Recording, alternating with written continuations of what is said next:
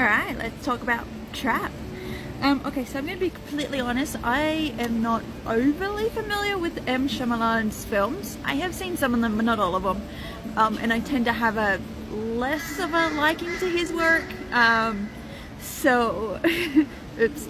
Now, everything that we saw in the trailer for Trapped is literally the first half of the movie, so you sit through the first half and you go, oh, okay, that exists.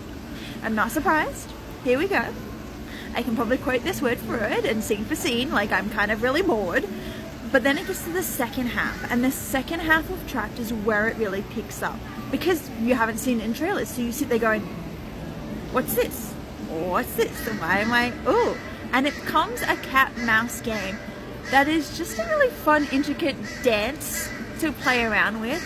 I will be completely honest, and I have talked about this in countless videos because the horror genre tends to do this a lot, but I hate stories that play with mummy issues. You know how the bad guy is like, oh my god, my mummy didn't love me as a child, so I'm like the villain. Yeah, I hate those stories.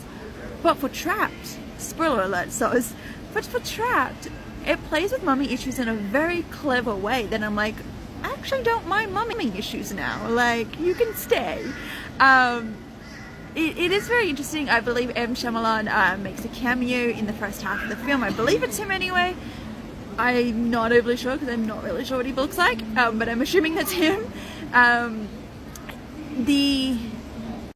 So the first half is essentially the concert, and it kind of feels like we are watching a concert movie. And I have seen plenty of concert movies from the comfort of my home, the comfort of cinemas, and I'm like, okay, so I'm just watching his daughter, I think it's his daughter, just perform. That's what it feels like. And then like the storyline's kind of shoved in there, but in the last half, that's when the storyline really shines.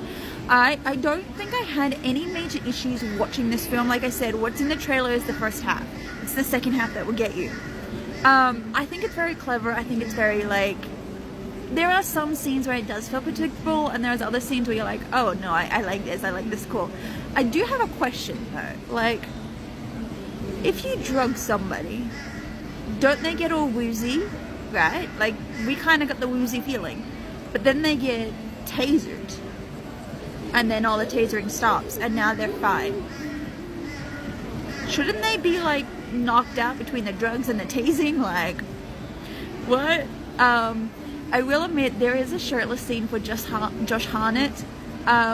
First of all, that guy works out, like damn. And second of all, I was sitting behind a row of girls and they thirsted over him. They're like, oh yeah, like if you wanted us to root for the bad guy, you got our moment to root for the bad guy.